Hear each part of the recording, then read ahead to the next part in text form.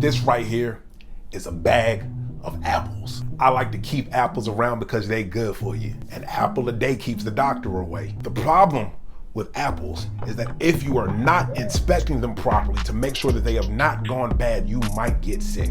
This apple right here started to rot. If I put this in my body, I'm going to get gassy and sick. The consistency of what comes out of my body will not match its intended design.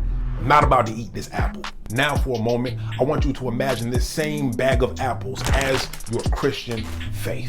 And think about the fact that some of us have unwittingly eaten bad apples because we assume that all apples were good for us. This right here is the apple of white supremacy and American nationalism crouched in Christian beliefs. This apple is featured prominently in the diet of many of us. And I'm not just talking about white people. How many of y'all won't eat apples from brown churches because you heard that they don't know how to make no apples, right? Does that even make sense to you? You can't make an apple, it grows on a tree. That's why the Bible tells us that a good tree cannot produce bad fruit. I guess what I'm here to tell you is we have to start being more careful about the apples that we eat and the apples that we share, because there are so many people who won't touch any apples because they see how the people who are eating bad apples are acting. They don't want to be gassy. They don't want to be constipated. They don't want to be angry. So if your goal is to go out and make disciples, I need you to take the time